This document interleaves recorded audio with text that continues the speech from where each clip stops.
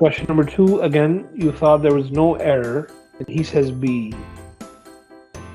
Coming alongside Cleopatra's ship. Climbed aboard without seeing Cleopatra or being seen by her.